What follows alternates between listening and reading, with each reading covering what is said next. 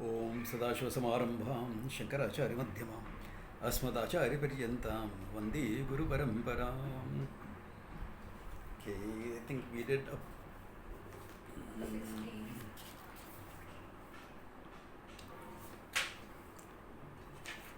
I think we completed the 19th verse last time, right? We completed 4 types of devotees. Yeah, the 4 types of devotees, etc. Yeah. Vasudeva Sarvamiti Sa Mahatma Durlabha. So it's difficult to get a Mahatma who has understood that Vasudeva Sarvamiti, that I am everything. Okay? Not Vasudeva Kutumbakam. Not Vasudeva Kutumbakam, that's different. This is I am everything.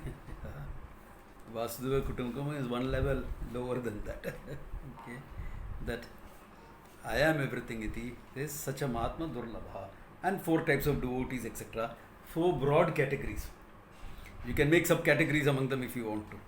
Okay? This is 4 broad areas he is talking about. Yeah. Like when I have presented this thing of understanding God, etc., I present about 6 stages of it. Yes. Yeah. So, these are all categories you make for understanding. Okay. Yeah. Because one thing I have noticed is the more mature person you are, the more mature your understanding of God will be. And the more mature your understanding of God is, the more mature you become in time. That's why Vedanta is always presented with Ishvara. In fact, Vedanta will present Ishvara as one thing simple, karma dikshaha karma phala data, the one who gives the result of your action, etc., etc. So that you can invoke that Ishvara even in a personalized form. Then you also present Ishvara as a cosmic order, abhinna nimitta upadana karanam, as the non-dual, efficient and material for the whole creation. So the whole cosmic order, everything, the whole thing comes into that. As Ishvara, that is the most mature view you can have. Then what is the next step? Ishvara and I are one and the same. As consciousness, there is no difference. As consciousness, there is no difference between Ishvara and me. That means in reality there is no difference. Functionally there is difference. Okay? Otherwise the questions will come up, why does a wise person pray, this, that, etc. All that questions will come up. Yeah. When you're functioning, prayer is a part of your function. So when you function, you're functioning as an individual. When you understand, you're understanding the reality. So 2 different levels all the time. So you can function in the world with the understanding of the reality. So you'll follow certain rules of functioning with the understanding that this is only for functioning. That is Vasudeva Sarvamiti. Such a Mahatma Durlabha. It is not easy to come across wise people like that. Okay. Then, why do people get stuck in not understanding the whole thing? Why are they satisfied in very limited understanding of God, etc.? Says that is also because of me, he says. How? Here it is, next few verses. Kamaitaihi aprutah jnanaha prapadyante anya devataha tam niyamamastaya prakrutya niyata swayam. Says kamaihi, by desire, apakrita jnanaha, their minds taken away. Where the desire is everything. Lord, give me this, I will not ask you for anything else. How often have you prayed like that in the past? Until the next major desire comes up. Give me this, that's all I want. Really, are you sure? So, aprakrita jnana. Then what? Prapadyanti anya devata. So for that, you will worship a devata. Now what is a devata worship? Okay. I'm facing a lot of issues in my life. Lot of problems. Everything is getting stuck. I don't see a way out. Lot of problems, yeah. Lot. One obstacle after another, nothing is working out. Invoke Ganesha, what Westerners very often call elephant god. Okay. Yeah. Now, in Ganesha you can invoke Ishvara. In that form, you can invoke whole Ishvara, the cosmic order can be invoked. Or, when I am beset with problems, etc., I am not thinking of whole Ishvara, I just want solution from my problems. All my obstacles should go. My work should work out. I am looking at it in a very limited manner. Therefore, I will take Ganesha alone as God. And then what will I do? Tam niyam amam astaya. Following whatever rules of worship is there. Astaya. Prakritya niyate swaya. Okay, Ganesha worship should be like this. It should be early in the morning. If you are doing a Ganesha Homa, etc., you don't do it at midday and all. Early morning you should get up and do it. The worship should be the one by 7 should be over. Okay, I'll do that. It should be done in this manner. Okay.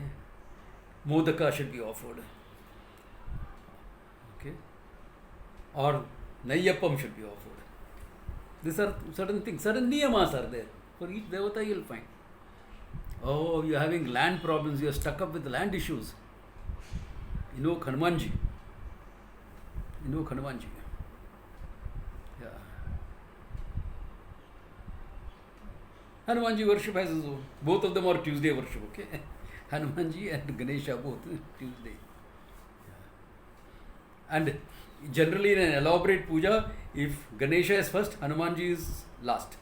That's how you do. Okay? So there are niyamas, etc., etc., etc. for all that. For Hanumanji, what will you offer?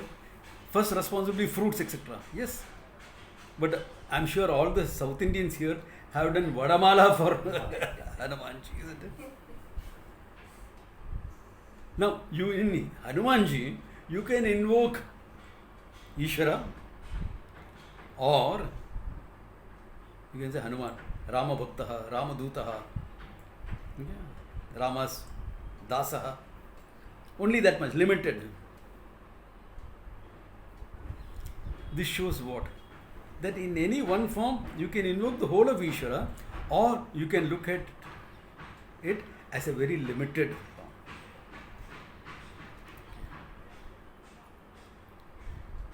So here we are talking about looking at only in a limited manner. So he says people do that. Then what happens? Niyata swaya yo yam tanum bhaktaha shraddhaya architamicchati tasya achalam shraddham tameva vidamyam. He says yo yam. It's alankara, okay? Don't translate into English literally. Which, what. Okay. That's Indian English. Give one book to one person. It's typical Indian English. Because we are literally translating from our mother tongues, where these type of forms are called alankaras or decorative uses, to literal translation. One book to one person. Into saying give a book each. Okay. Indian English. It's okay. You can have American English, you can have Indian English also. What's the problem? Okay. Tanum Bhaktaha, whichever form of a deity, the Bhakta invokes Shraddhaya Architamicchati. With Shraddha, with faith, he decides to worship. Tasya chasya achalam Shraddha tameva vididadmyam.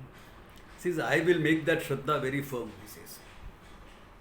How would you make it firm? How is Ishvara going to make it? Shraddha is dependent on the guy, na? How will you make it firm? Simple, look at this.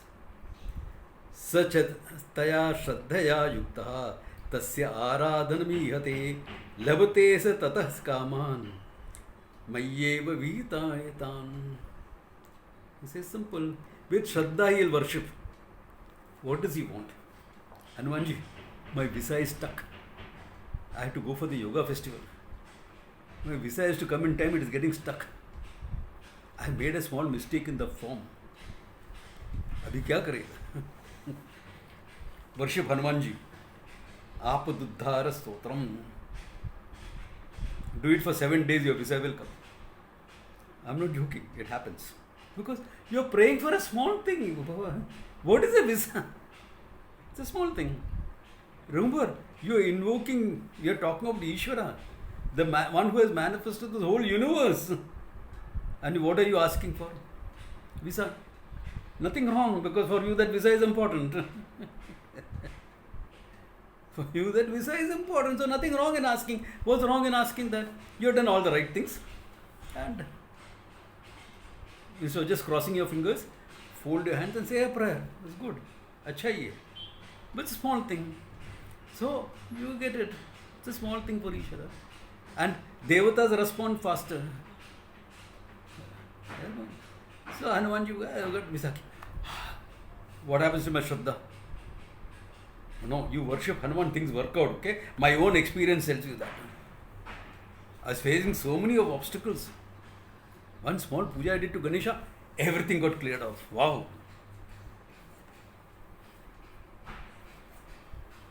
It works. Now remember, in all this Hanumanji, Ganesha and all, I am looking at it as Devatas. Devata is an aspect of Ishvara. So in that aspect you can invoke the whole of Ishvara, or you can invoke only the aspect. Example. Okay. I am going to a doctor. He says, doctor, my finger is stuck. I can't bend it. So you look at my finger, is there some arthritic changes happening? What is happening? Now he is examining only the finger.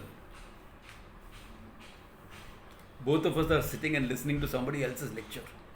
And you want to draw my attention. You touch my finger. Oh, he has only touched my finger, so I should give only that much attention. Pull my hand, little more.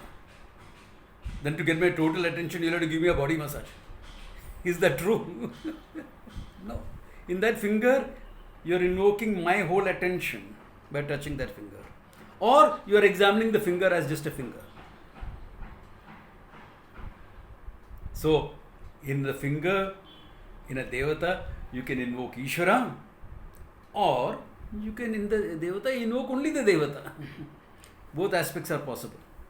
Okay. Here we are talking of only invoking as Devata. Okay. If you are invoking only as Devata, then you get the result.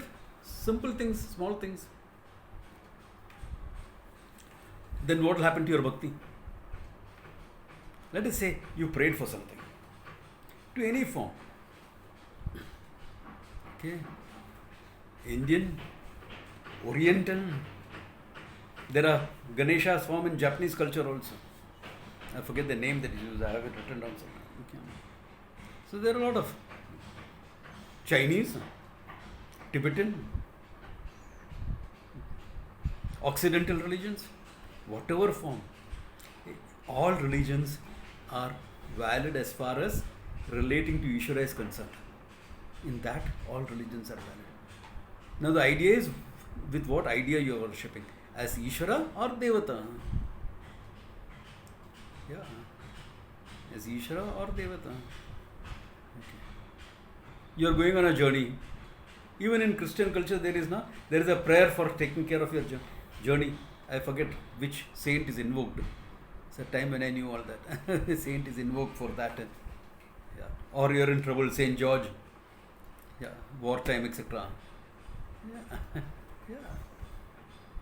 Or Marga Bandhus Stotram in India. Invoke small things, you will get the result.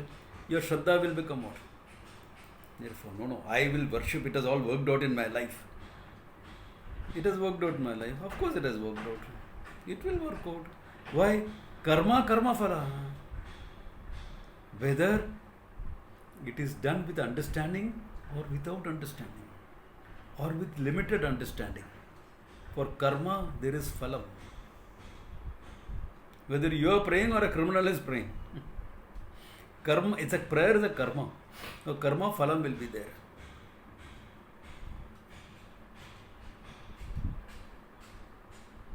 there's time when I've interacted with people on the wrong side of the law.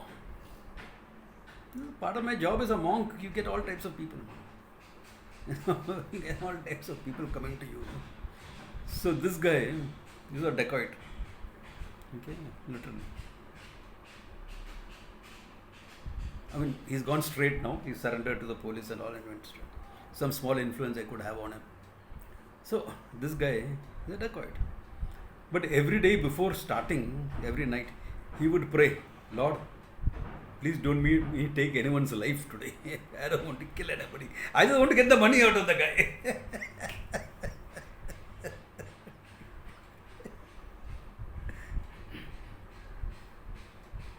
And you are successful in quite a few dacoities. But karma phala caught up with him because dharma was not being followed. For true prayer, you need to follow dharma as well. The universal ethical principles also have to be followed. Universal. Of course, adapted to the situation. All that we accept. But if you don't follow dharma, prayer alone will not save you beyond a point. Meera has a question. Yes, sorry, I couldn't find the raise my hand option. Okay, no problems. Since you were talking about religions, if everything is a different manifestation of God, are religions not a different aspect, different manifestations of the same source? Ishvara, yeah. And when you're talking about deities, those are also different manifestations in different religions. Yeah, they're different manifestations. Like Christianity, they have different aspects. Like, for example, archangels, you can pray to a certain archangel for protection or for the different various things. And it's kind of a common denominator in all religions. Correct. It's just that speaking about different languages.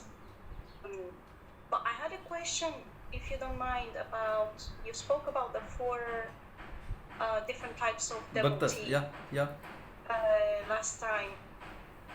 How about the one that is rooted in their divinity? How about? That is not very. They are rooted in their divinity. They have a personal relationship with God, with Ishvara, right? Yeah. It's like a walking meditation. They're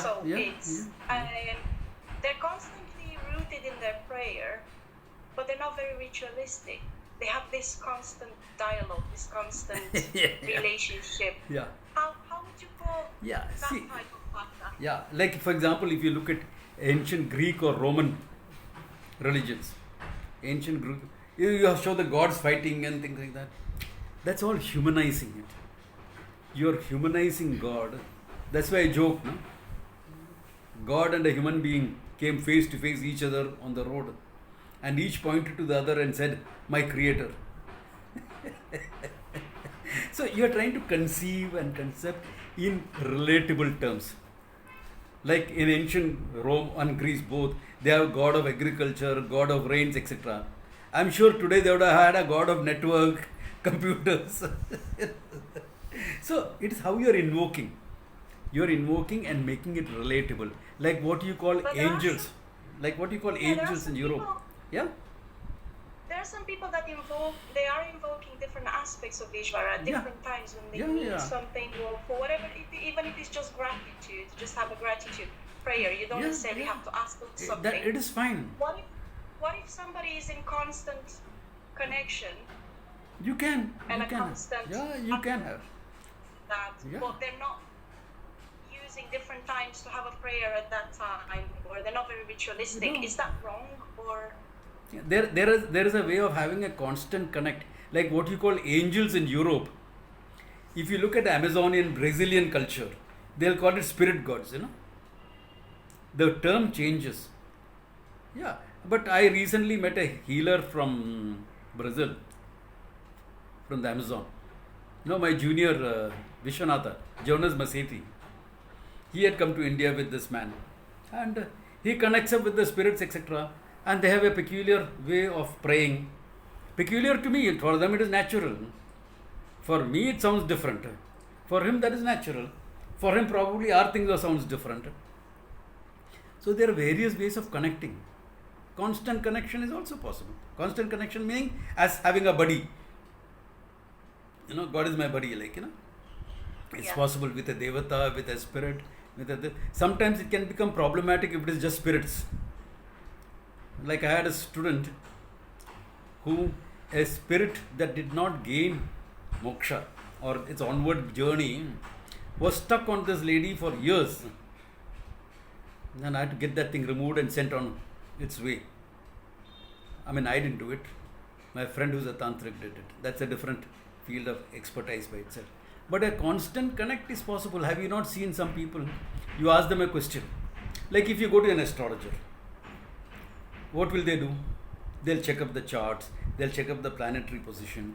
And we have a peculiar system in India which also they will put some shells, and depending upon the time the question is asked, they will see what the planetary position, and they'll give you an answer. What are they doing actually in astrology?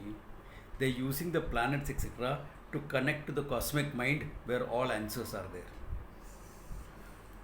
Some people will use I Ching, some people will use the tarot. For example, Romania, all the tarot is very popular. So all these are ways of connecting. If you have done sufficient meditation, etc., you can directly connect also. You don't have to use, these are tools, but without the tools also you can connect. So possible. But now the question is, here how is the invocation? Devata or Ishvara? Nothing wrong in either. See, there is nothing wrong in either. But what he is highlighting is that, okay, you play to an Ishvara. Okay, what will you get? Karma phalam.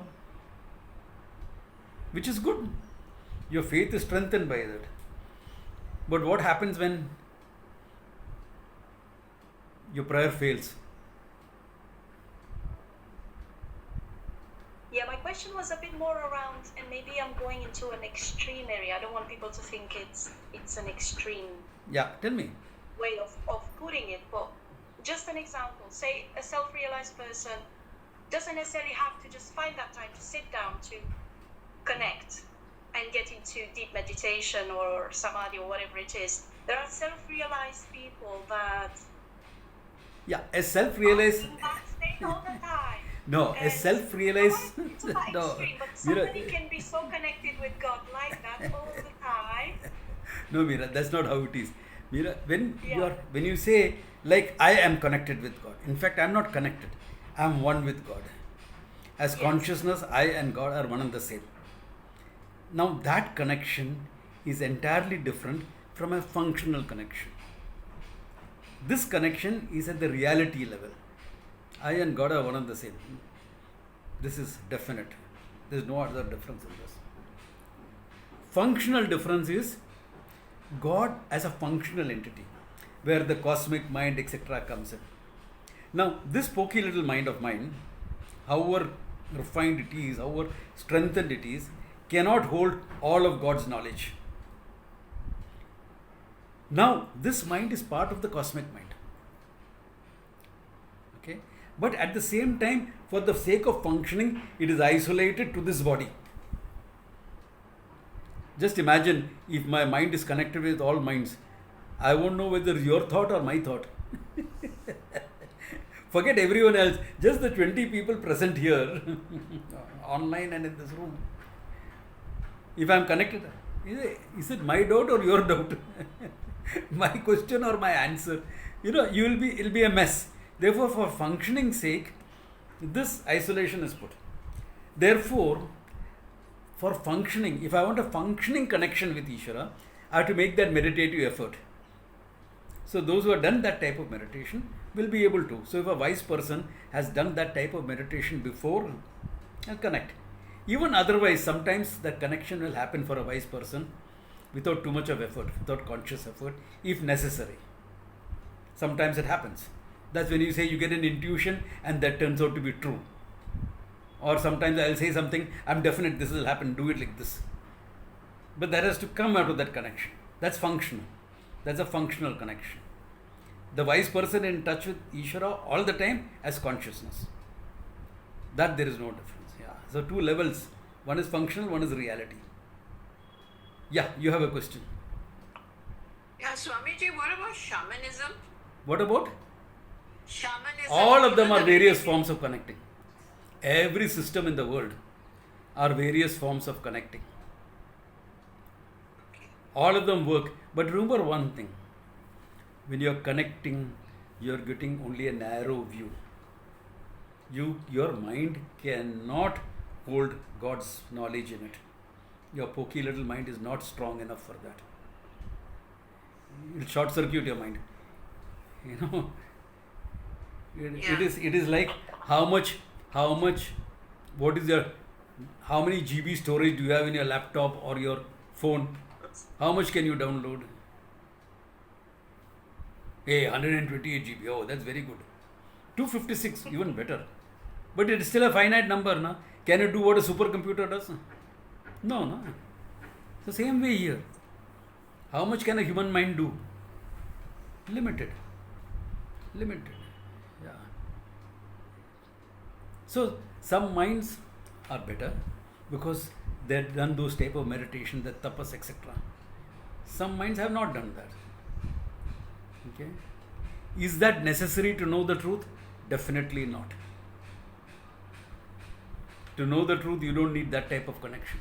To know the truth, you have to actually dissociate from the mind. In a sense, understand I am not the mind, and understand I am that consciousness, and Ishvara is nothing but consciousness. Now, what happens when you get all these things fulfilled and you get these type of connections? What will happen? Look at it. Antavantu phalam tesham tad bhavati alpamedasam devan devayajno yanti madbhakta yanti mamapi. Antavantu phalam tesham. All these results that you get out of worshipping as a devata is what? Finite. Antavantaha. They have a limited purpose, limited thing. Okay. Then he says, Tad bhavati alpamedasam. They are people with limited thinking. Why? Let us say, this is Bhagwan, Ishvara. Okay? God.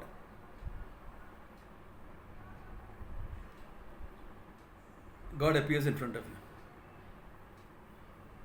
Ask and thou shalt receive. What will you ask for?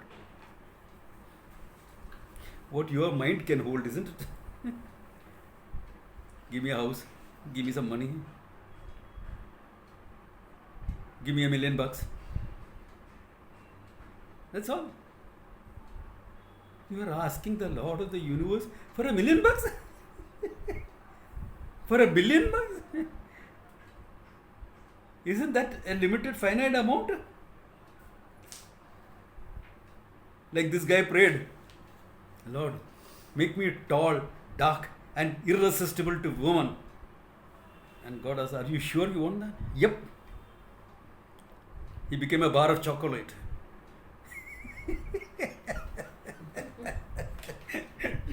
Tall, dark, irresistible. So be careful what you pray for. Your prayers will be answered.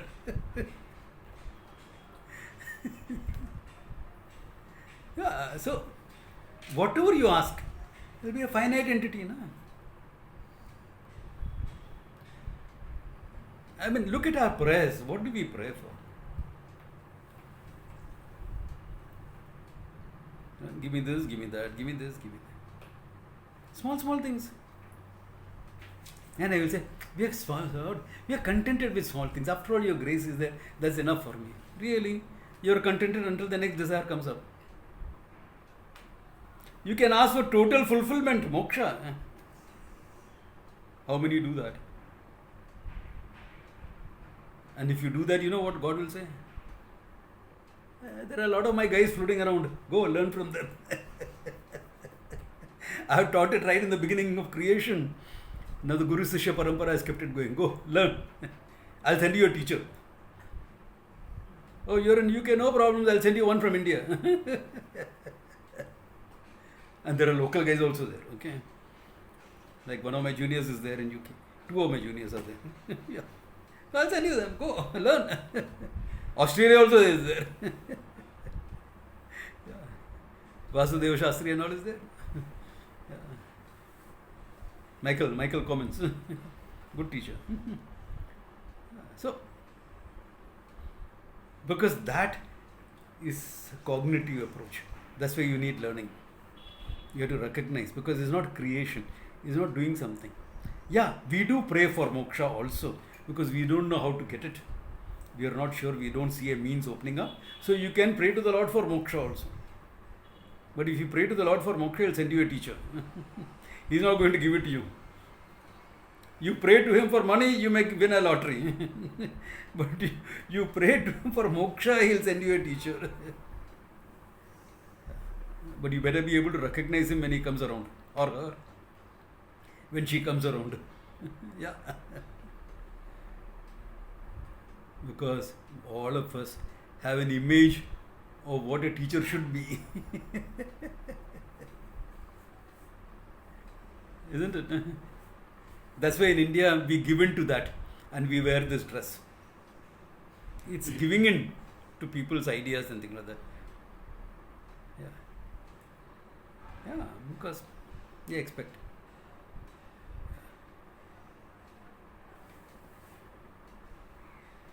Yeah. Otherwise, what? You think the dress matters if I teach? Whether I am teaching in white or saffron, doesn't matter. There were one or two people who knew me when I was wearing white, before I had taken the robes. Because for a long time I taught without taking the robes. It doesn't make a difference. Does it make a difference? Or if I come in a 3-piece suit, does it make a difference what I teach?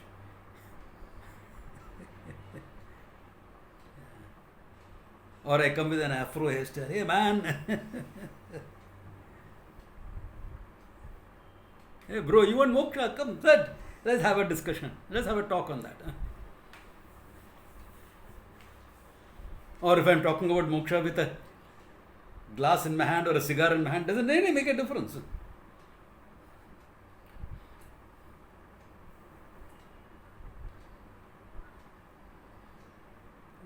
This spirit is something superficial. You really want to know what a high is about? I will tell you what high is about. I'm not joking. I can talk in that type of a place also. I can talk. What's the problem?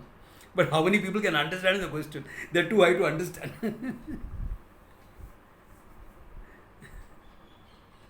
It doesn't matter. That's why I said, the teacher comes, you should be able to recognize. Somebody, how will I recognize the teacher? Be a student. When the student is ready, the teacher appears. Teacher appears, the teachers are always around. When you are ready as a student, you recognize the teacher. Because now you want to learn. With me and Swamiji, it was the same. He was my friend, philosopher, guide for a couple of years. Growing up in Bombay, you think everything you can go and talk to your parents? Come on. Parents didn't know anything I was doing. Hardly 10% of what I was doing, my parents did. I'm honest about it. Oh, you need a friend, philosopher, guide. Swamiji was the person. But the more I went into all these things, the more I discovered the student, and I said, oh my God, one of the greatest teachers is right here. That day the relationship went a qualitative change. I would still sit in front of him and swap jokes and discuss other things. But that's a different thing. Yeah, the relationship underwent a change, and the qualitative change it went through. Why me? Arjuna and Krishna, it was the same. For Arjuna, Krishna was buddy, comrade in arms. Okay, the brother-in-law. He married Krishna's younger sister. Brother-in-law, buddy. On the battlefield, everything changed. He discovered the teacher there because he discovered the student here. So how do you discover a teacher? Become the student. You will discover the teacher. I'm sure in many of your lives the same thing has happened. Yeah, when your student is ready, that's why it's just a philosophical way of saying it. When the student is ready, the teacher appears. Teachers are always around. As an undercurrent in society, you'll always find this knowledge.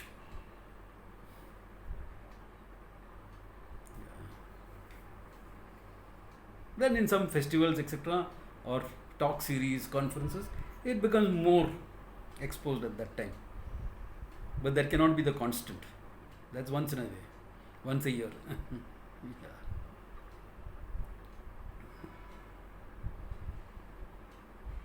And in things like that, you'll find a lot of things mixed up also. Yeah. So you choose what? The whole idea is, what am I after in life? Am I after something small? Nothing wrong, because I need those small things to manage my life. If I've applied for a visa to go somewhere, I need that visa. So it's a small thing. Keep it that way. What are you ultimately after? Lord and I are one and the same. Freedom from my sense of limitation as a human being. As a human being, you have more problems than any other living being in this universe. Look at a dog, a tiger, a jackal, a wolf, a deer. They're all in harmony with their environment. You and I, we are not. We are not in harmony. We are self-aware, aware of a uniqueness which isolates us from everything else. That's why we want to blend in, isn't it? Wherever we are, there's an attempt to blend in. Why? Because your uniqueness makes you isolated.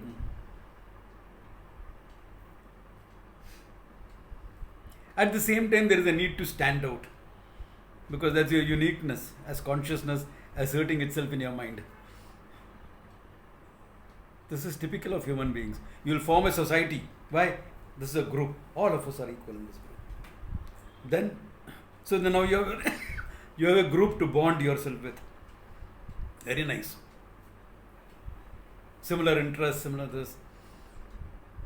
Then after creating the society, someone will want to be president, someone will want to be secretary, somebody will want to be the chairman. That's the uniqueness asserting itself. So this is the human lot all the way, isn't it?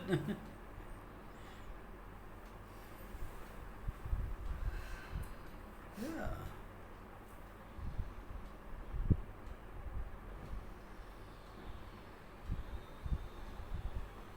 So, where does it all end? When you understand the truth about yourself. Yeah. That's why he says that Devan Devaya Yanti. Those who worship the Devatas, etc., they will get that phalam. Those who come directly to me, they get the moksha. Mam Yanti, meaning they will get that moksha. They find themselves one with me, meaning non-different as consciousness. That freedom from being a human being. Then what are you doing after that? Playing the role of a human being. It's nice, no? The all-pervading consciousness. Can it go for a walk? It's limitless. There's no place. I'm not there. But now I'm playing a role of a human being. So now I can go for a walk and come back. You want to hear this in a funny manner? What are you doing as a human being? It is me relating to myself through you. It sounds like that Ananda character who set up the nation called, what is his name? I forget his name. Nityananda. Nityananda. But he's right. Yeah. Now, what is the human relationship? This one, it is me relating to myself through you. Why? Because I have forgotten the fact I am consciousness. So to feel some sort of fulfillment, I need to relate, to connect with another human being. Swamiji, I had a question. Huh? Yeah. What is the question? So if someone has understood this whole thing about Vedanta and they know, like an enlightened person, will they actually ask for, will small they things? pray to a devata? Okay. Now let us say here is a wise person. Okay. He knows he is nothing but consciousness and harmony with the whole universe. Okay. Then he recognizes a need in the society. The society needs this thing. Okay. Needs more teachers, for example. One thing can come up. Needs more teachers. So I'm in a position to be able to create more teachers. Now, how do I create teachers? I need a setup. So before starting the construction, will I not do a Bhumi Puja? Will I not invoke God's grace? Because so many things. What do you have in your bank account? A few thousand rupees. And what is your project cost for the ashram? About, if I'm putting in international rates, about $2 million. And what do you have? A few $100s.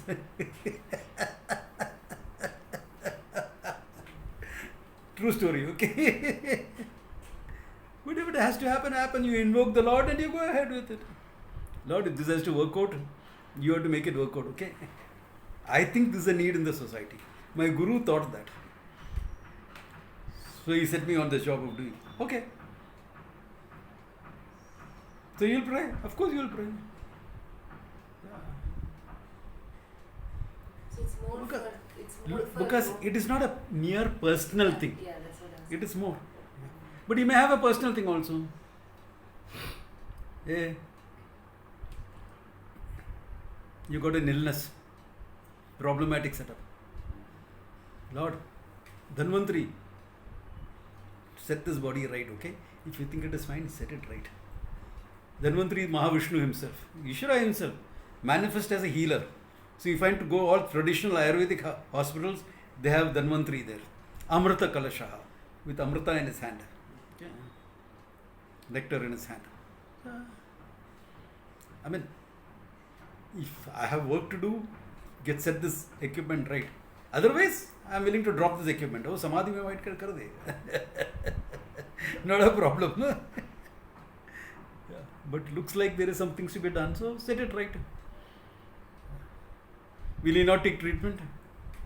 Of course he will take. Yeah. Or he may choose not to also. Hey, taught enough, been there, done that, both ho gaya. Now, time to drop the body. That can also happen. Why keep the body going beyond a point? Forget it. Drop it. You can. My teacher chose a third option. Even through this dying body, I'll show them what it is to be a teacher. So until his dying day, he taught. Yeah. Swamiji, Dayanaji, yes. They used to wheel his bed into the lecture hall and he would be there and he would teach. He was teaching all of us, showing how you can be very, very brief and clear at the same time. Because his lungs were compromised, heart was compromised, everything was compromised, but he still saw how to teach. In fact, I was telling all my batchmates, hey, listen, this is for us. Use how he's using the language, brevity and clarity goes together. It's a lesson for all of us. Yeah. So, how do you function? Hey, you do what you think is appropriate. Because you're functioning. Functioning means limited body and mind. So, is there a rule or a thing, wise people should be like that, No. In fact, the Vedas says for such a person, there is no rule and regulation. Even the Vedas will not give a rule or do and don't. So, they have been wise person functioning very, very differently. Yeah. Sometimes breaking all laws of society. Difficult to relate to such people, yeah. Because we are used to certain structure, but they did what they thought was right. Maybe their part of their job was to show how all these are very limited. It has a purpose, but they are limited. Maybe that's what it is. Like the Russian mystic Rasputin. Yeah. So, What about Robin Hood? Robin Hood is not a wise person, okay? Robin Hood was never looked upon as a wise person. If he was a historical figure for that matter. I'd like to believe he was historical, but okay. That's my personal choice because when I was young, I read all of Robin Hood's adventures. So I like to believe he's historical, but not sure. Yeah. So, I'm talking about this thing. So, your functioning can be anything. Here, the idea is simple. you relate to Ishvara straight, or you can relate to Ishvara as a Devata. Or you started by relating to Ishvara as a Devata when you are young. Because in your home, for example, Ganesha might have been the main deity, for example. Just giving an idea. Or it may have been Shiva, may have been Devi. And Devi also has 100 forms, okay? Why? Because all these forms were created by the rishis, etc., invoked to cover all the type of psyche that people have. Now I can't relate to a male figure, I want a female figure. Okay. What type of female figure you want? Mother figure? Amazonian warrior? Durga? Or gentle Lalita? Or all prosperity in them? Okay. Lakshmi? The Lord of the universe, Bhuvaneshwari? How do you want to relate to her? Mother figure. Oh, for me the mother instinct is strong. Okay, Bala Gopala. Krishna as a child. Some people will love to relate to Krishna as a child. Not me, I can't. For me, Krishna as a child, no. Give me Krishna the warrior. Give me Krishna the Gita Acharya, the one who taught the Gita. I can relate to that. Give me Krishna the warrior, who led the Narayani Sena, unstoppable. That I can relate to. It's my psyche is like that. Your psyche may be different. Nothing right or wrong about it. It's just what the psyche is. Yeah. Give me Hanumanji, Rama Bhaktaha, Rama Dasaha, to get things done. In my functioning with my Guru, it was like that. My Guru would sing bhajans. So after a few minutes, I'm looking this side, that's it. And I'll say, Swami, I'll just come to bhajan sing. I'll go and come. I know it'll take another 45 minutes at least. So I'll go and come. 45 minutes and they're back. Then the bhajan would be just getting over by that time. Then he'll say, I want this thing done. And Dayananda Dasa would say, Swami, you're done. I have not even told you what it is. Yeah, tell me, Swami, I'll get it done. Yeah. You may not have the knowledge and the skill to get it done. I'll find people. What's the big deal? Knowledge and skill is available. I'll get it done. That was me. Hey, how do you relate? Up to you. What is there in your psyche?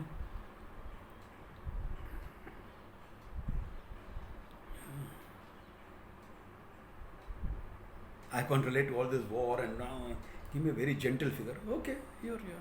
Saumyam. No, I want yoga and things like that. I'm interested in yoga. Yoga is my life. Okay. Shiva, Adi Yogi. Shiva has many things. One of them is Adi Yogi. Dattatreya, the Datta Sampradaya, Natha Sampradaya, all about yoga. Kundalini, etc. Everything comes into it. What do you want? And then in all of those deities, in time, you see Ishvara. That deity becomes your portal for relating to Ishvara. It can be Indian, it can be Western, it can be Oriental, it can be any deity. Because that deity becomes the portal for you, the gateway for you to relate to Ishvara as a cosmic order, as everything. The final understanding has to be that. I still worship here, but relate there.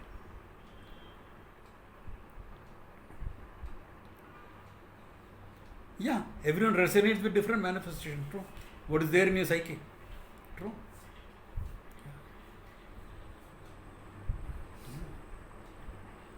And there are various fierce forms also. Yeah. Like Kali is a fierce form. Okay. Yeah. Pratyangiri. Many of you may not have even heard of these ones. Pratyangiri is a very, very fierce form. Not normally worshipped, except by the tantrics and things like that.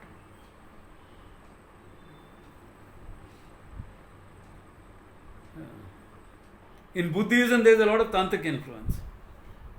Green Tara, etc., they worship. Yeah. Yeah. So all these different devatas, you can relate with any. Ultimately, that same devata becomes Ishvara for you. That's the understanding. Not just a manifestation, it is Ishvara himself.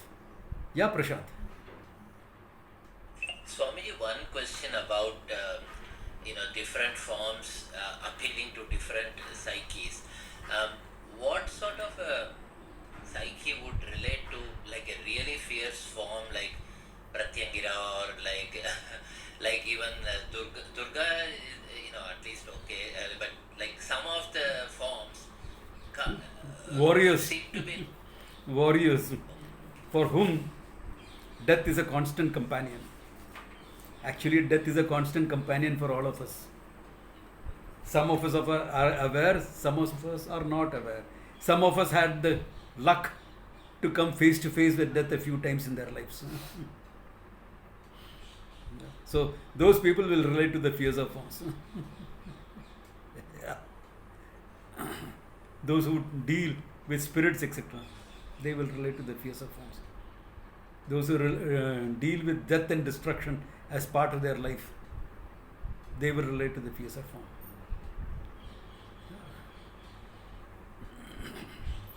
Yeah. It is entirely connected with what is inside.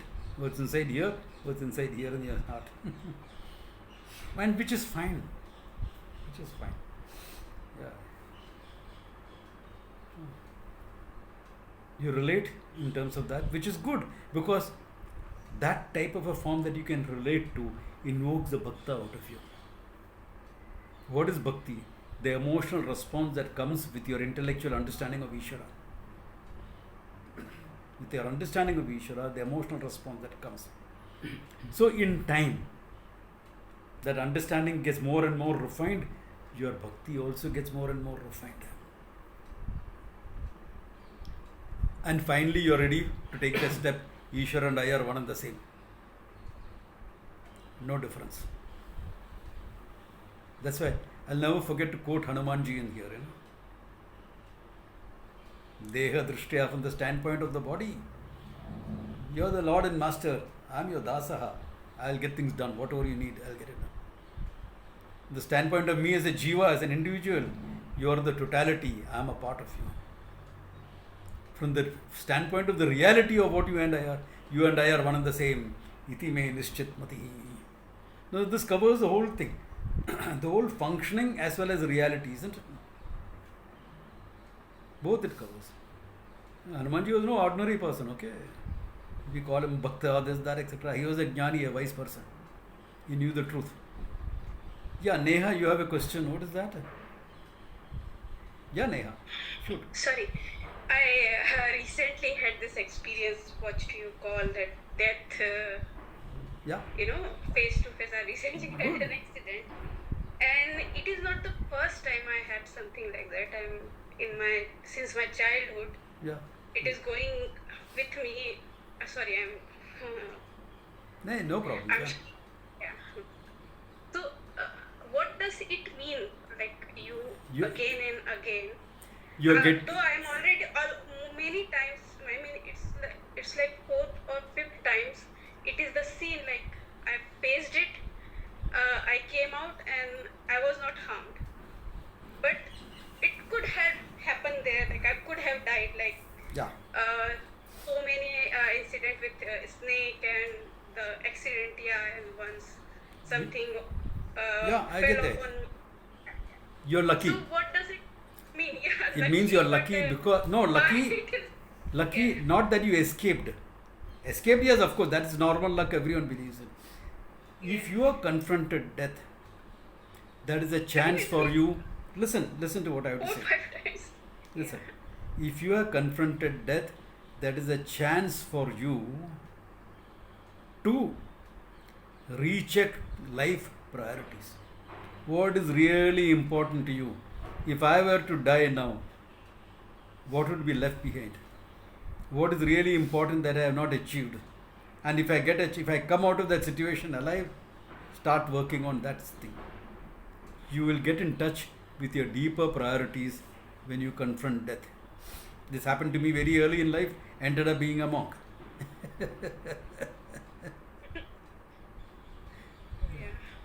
So you are getting that is the luck fact. Because if you really stood face to face with death, you get a chance. It's a what do you call, a wake up call that you are getting. Say, hey, check up what is important in life and do that. Don't waste your time on simple things, small things. Though you can have some small things in your life because that makes life enjoyable a bit. So have that, but that will be on the side. What is your main thing? Keep that. So it's a wake up call. It's good to have that. You're lucky to have that. Yeah. But use that opportunity well to really get in touch with what's important to you. That's why later on the 13th chapter he will say that about confronting death. That time I will talk about it more. Okay.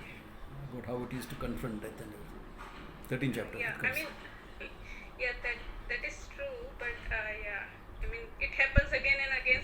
That means you have not learned the lesson the first time. Learn the lesson. Yeah, learn the lesson the first time. I might not have learned the lesson. Yeah, learn the lesson. Confront what is really this. The universe is kind. It gives you enough lessons, enough chances. Take it seriously enough. Confront what is really important. One thing is good. You are here in this class. So that's one of the most important things you can do. If there's anything else, check up. Yeah, then only you can. You'll have to sit down and examine your life, what's in your heart, and you'll find out. If you want my help, it's always available on a one-on-one thing. It's always available. Okay. Yeah. Okay, I will talk to you separately. Please do. I'm happy to do that. Yeah. Thank you. Welcome. So good place to stop. Okay. So refocus on what's important. Hope that's